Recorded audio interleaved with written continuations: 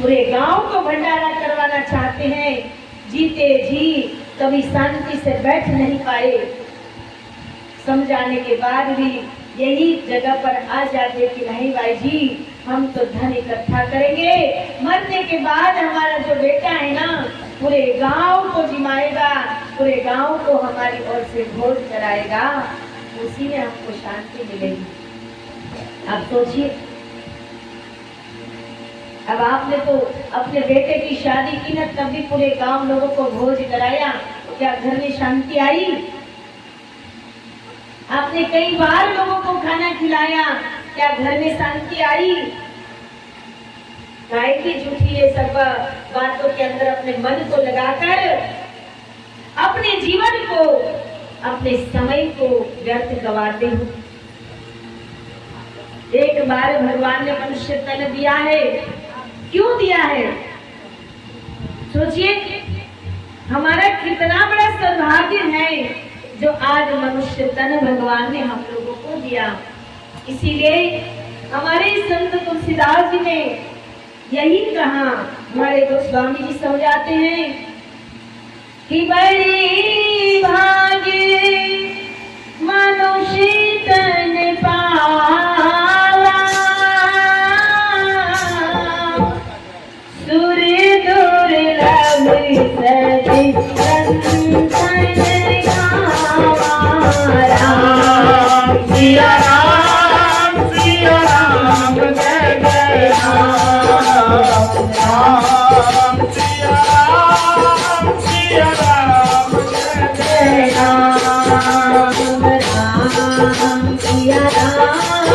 सिया राम जय जय राम, राम सिया राम सिया राम जय जय राम, राम सिया राम सिया राम जय जय राम।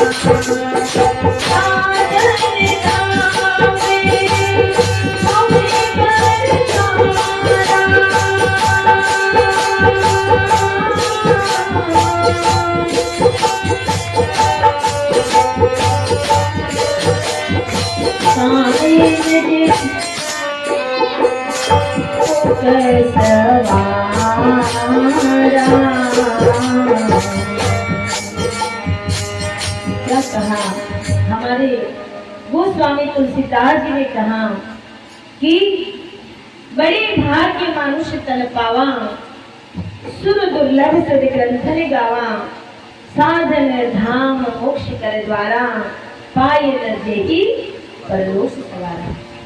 बहुत ही सुंदर तुलसीदास जी ने इस दो चौपाई के अंदर सब कुछ पूरे जीवन का, पूरे मनुष्य जीवन का रहस्य बता दिया कि बड़े भाग्य मनुष्य तन पावा।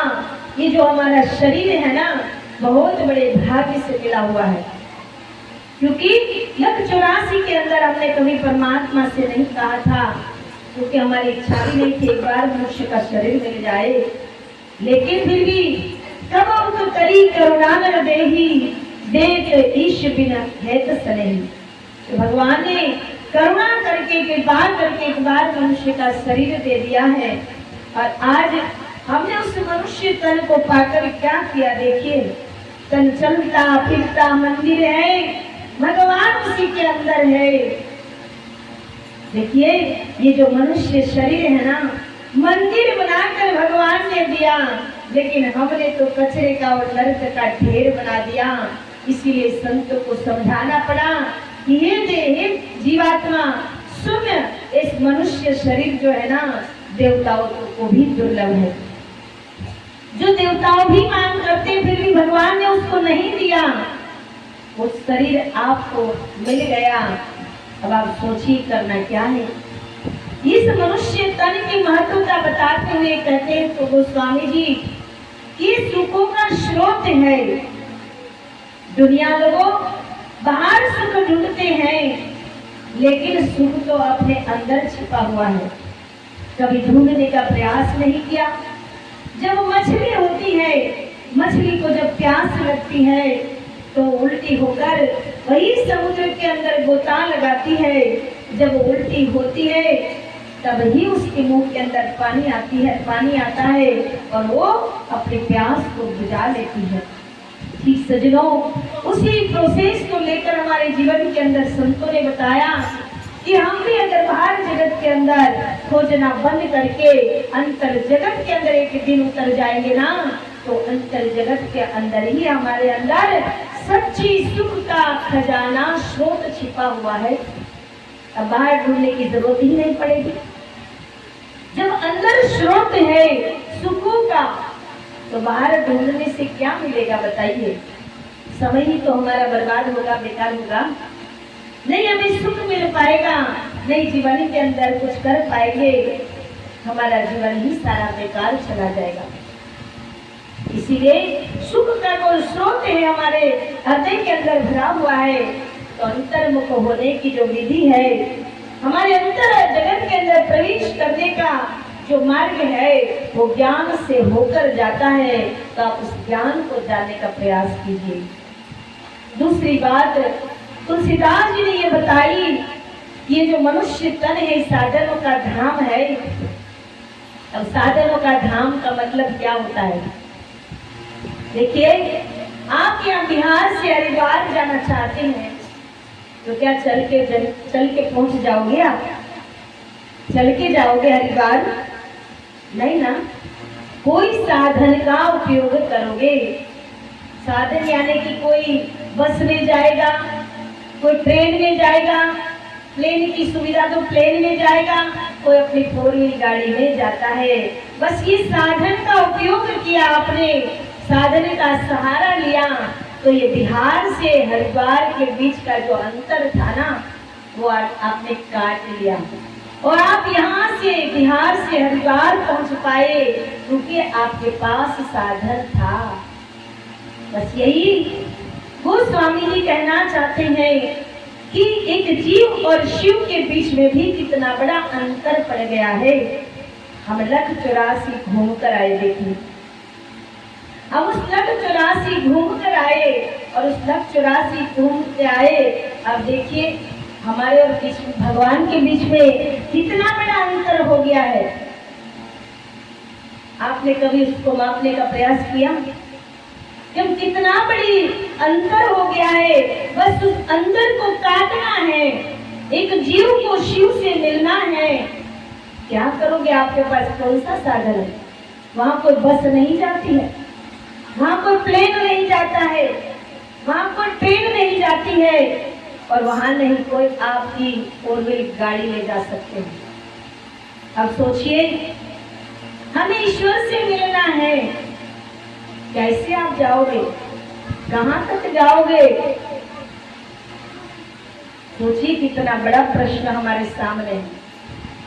कभी आपने सोचा कि ईश्वर से मिलना चाहते लेकिन कैसे मिल सके? कहने का मेरा मतलब है कि हर जीव ईश्वर को मिलने के लिए आए हैं। हर एक व्यक्ति यहाँ परमात्मा को पाने के लिए आए हैं, लेकिन कहीं नकल में लग गए हैं। परमात्मा को पाना ही चाहते हैं। अगर मैं आपको पूछूंगा आपको क्या चाहिए, परमात्मा से मिलना है, तो हर एक व्यक्ति कहेंगे कि हाँ मिलना है।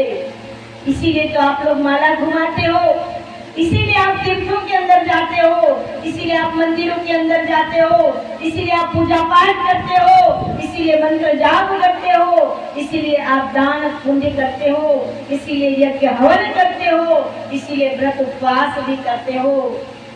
लेकिन बताइए, आप इतना सारा करने पर भी क्या आप ईश्वर से मिल पाए? मिल पाए? हाथ उठाइए, कौन मिल पाए भगवान से? देखिए, हमारा रोज का ये प्रश्न है, लेकिन आज तक एक विरला व्यक्ति विरला नहीं मिला हमें जिसने हाथ उठाया हो कि हाँ माता जी हमको मिला भगवान।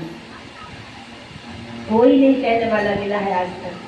सारे संसार के हर जीवों की समस्या है और हमारे भगवान श्री कृष्ण ने कहा कि अगर आपको भगवान से मिलना है तो क्या करना चाहिए? उसका जवाब भी भगवान ने दे दिया और भगवान कहाँ रहते हैं ना, उसका भी पता भगवान ने गीता जी के अंदर बता दिया। कौन जानता है? एक भाई मेरे पास आया, जब मैं भागवत कथा सुना रही थी तो एक भाई मेरे पास आए, मुझे कहने लगे कि बहन जी आप जो भागवत कथा सुनाते हो ना, वो मैंने कितनी बार मेरे जीवन के अंदर मैंने सुन ली, पढ़ ली। मैंने कहा कि आपने कितनी बार पढ़ी? तो बोले मैंने 60 बार भागवत गीता पढ़ी। अब आप सोच लीजिए कितना समय निकाला, 60 बार भागवत गीता को पढ़ लिया। मैंने कहा कि मुझे आपसे एक प्रश्न करना है। बोले पूछिए ना, आप कोई भी मुझे पूछना चाहेंगे, मैं आपको सब प्रश्न का जवाब दे सकता हूँ। मैंने 60 बार गीता पढ़ी है। मैंने कहा ठीक है, बहुत अच्छी बात है। दुनिया के लोग मेरी तेरी करते हैं, इधर उधर घूमने के समय लगाते हैं, कभी नहीं लगाने के लिए समय लगा देते हैं, लेकिन आपने गीता पढ़ने में लगाए, मुझे थोड़ी खुशी हुई, लेकिन थोड़ा दुख भी हो रहा है। और दुख क्यों हो रहा है ना, उसी का जवाब मैं आपको देना चाहती थी कि एक प्रश्न मुझे आपसे भी हुआ। बोले पूछिए ना बहन जी, जल्दी से पूछिए, मैं आपका हर प्रश्न का जवाब दे सकता हूँ। तो मैंने एक छोटा सा प्रश्न पूछ लिया कि भगवान श्री कृष्ण अर्जुन के सामने खड़े हैं, फिर भी अर्जुन से कहते हैं कि अर्जुन तू मुझे जानता नहीं है, अब बताइए भगवान किसकी बात कर रहे हैं। वो इधर उधर देखने लग गया, नहीं जवाब दे पाए। बोले ये तो मैंने सोचा ही नहीं। आपने 60 बार गीता पढ़ ली, लेकिन मेरा एक प्रश्न का जवाब नहीं दे पाए, जिस प्रश्न के अंदर सारे भागवत गीता का सार छुपा हुआ था, एक ही प्रश्न के जवाब के अंदर, लेकिन वही आप नहीं भूल पाए। तो आपकी 60 बार पढ़ी हुई गीता और समय आपने बेकार कर दिया। पढ़ने का मतलब है कि भगवान का भेद जानना, भगवान का एड्रेस और पता जानना, वो हमारे धर्म शास्त्र है। भगवान स्वयं कहते हैं कि वेद हमारा भेद है, हम वेदों में नहीं। कि जो शास्त्र है धर्म शास्त्र, वो धर्म शास्त्र सारे हम तक पहुंचने का एक मार्ग बताता है, हम धर्म शास्त्र में नहीं है। अब वो भाई मुझे कहने लगे कि भाई जी क्या आप जानते हो? मैंने कहा हम जानते हैं। भगवान कृष्ण किसकी बात कर रहे थे हम जानते हैं, आप जानना चाहोगे? बोले हाँ, क्यों नहीं।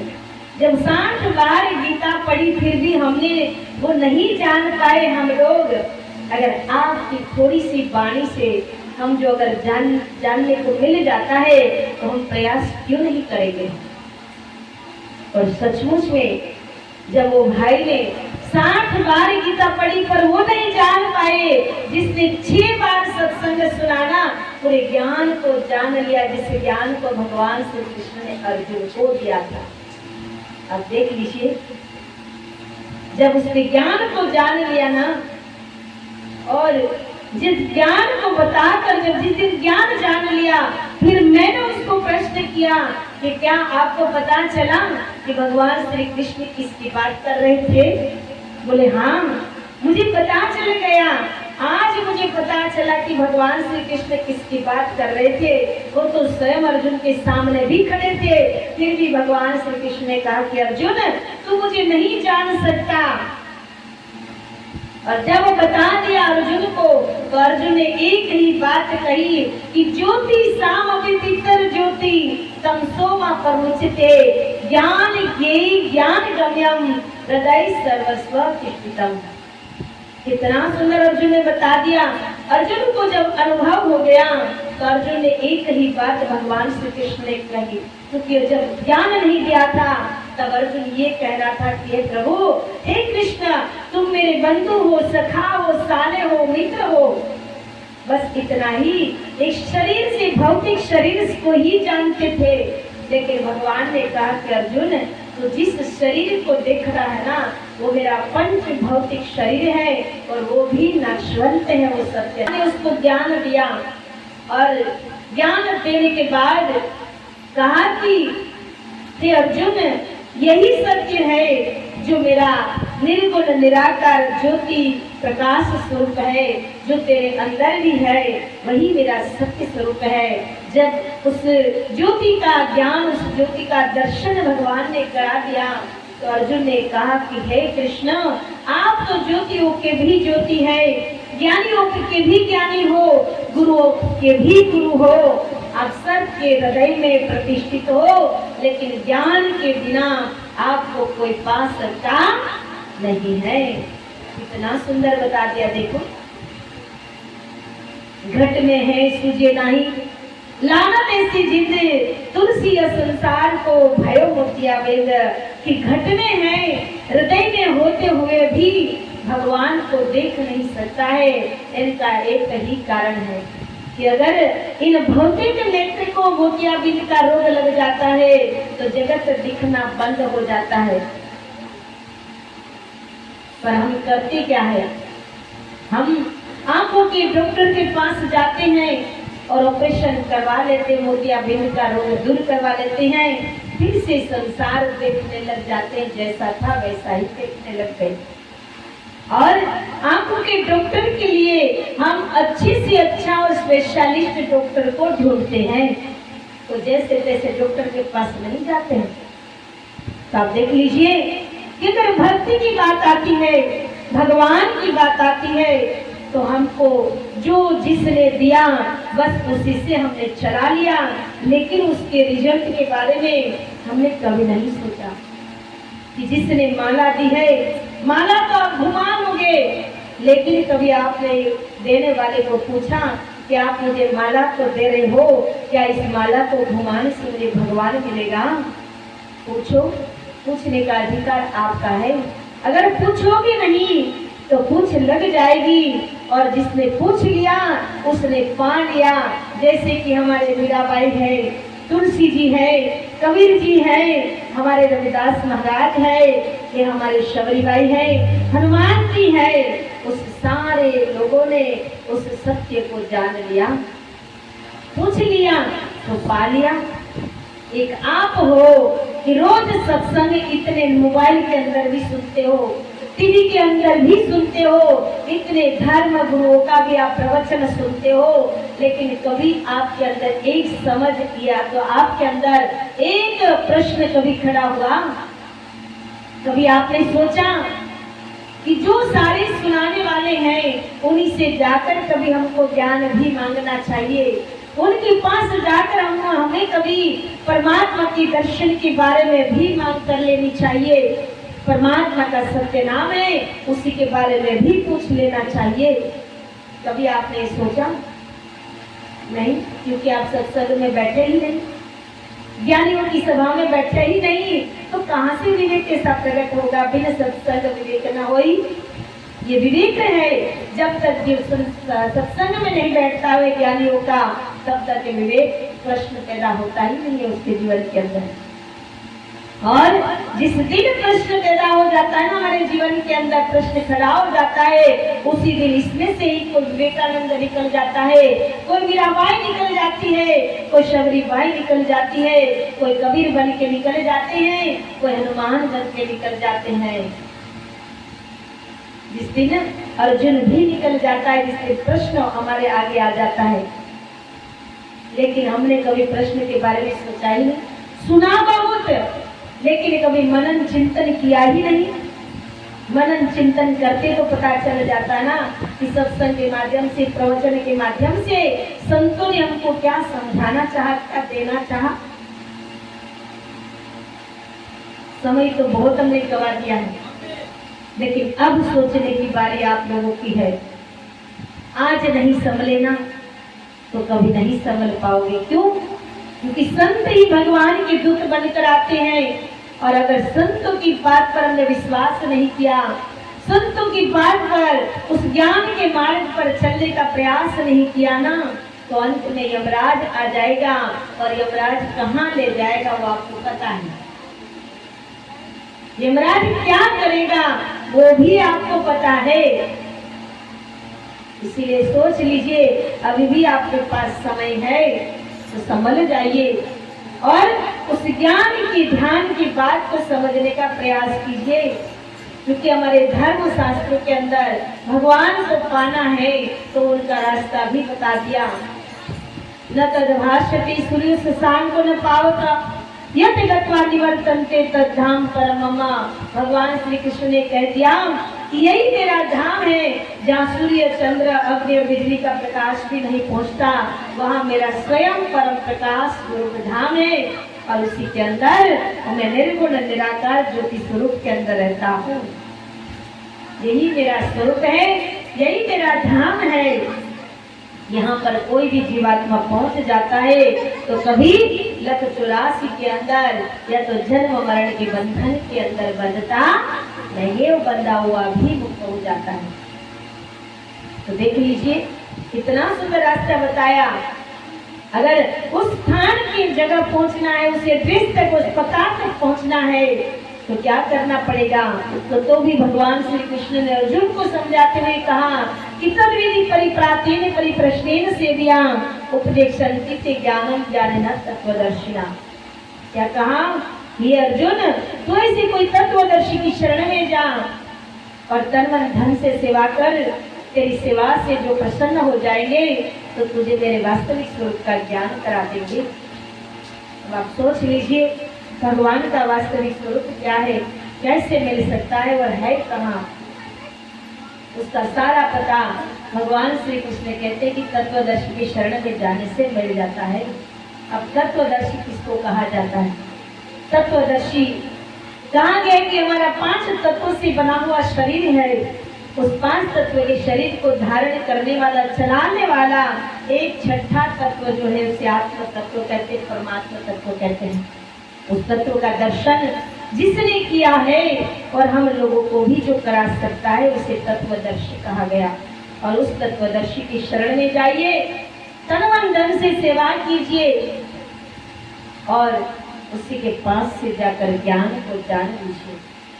यही हमारा समय और जीवन दोनों ही सार्थक बना देंगे। क्योंकि संसार की माया और नश्वरता को इकट्ठी करने में लग जाओगे, इतना समय तो बीत गया, देखिए कुछ पाया जीवन के अंदर, और जिसको आपने इकट्ठा किया है वो साथ जाने वाला नहीं है।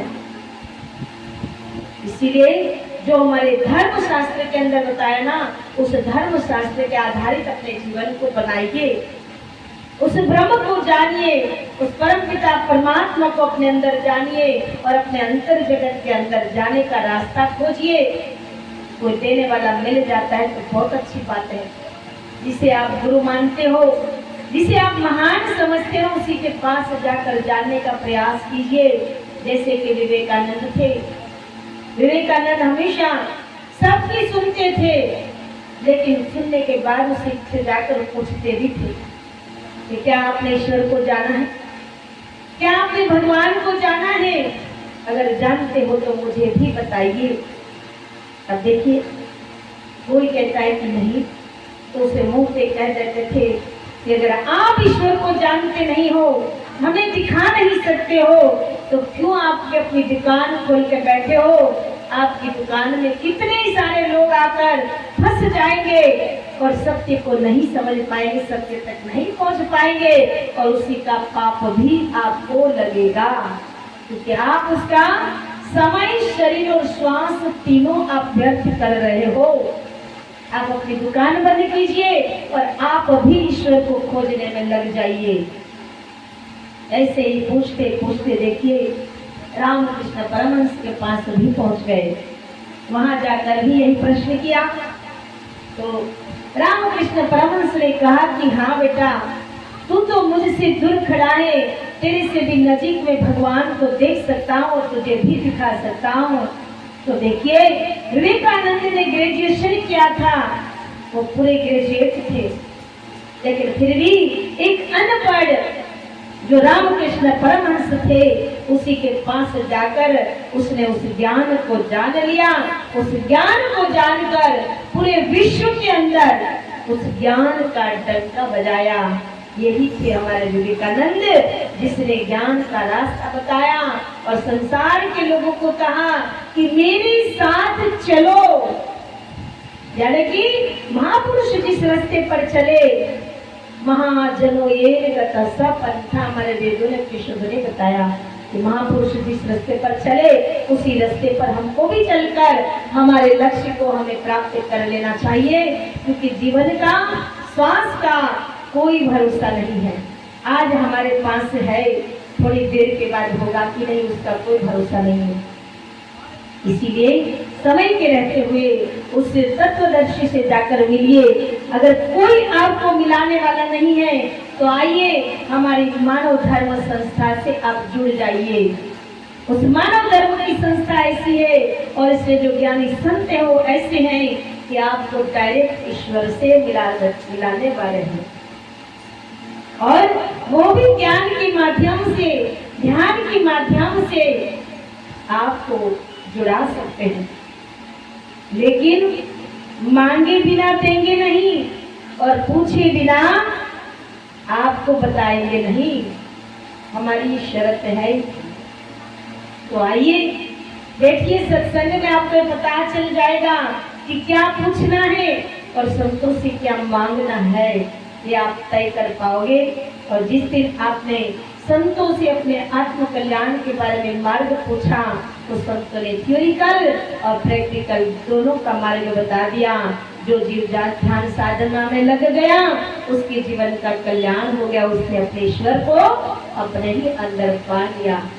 तो आप भी इस कार्य से, इस रास्ते से, इस ज्ञान के मार्ग से आगे चलिए और अपनी मंजिल को पाने का प्रयास कीजिए, क्योंकि मंजिल बहुत दूर है, समय बहुत कम है हमारे पास।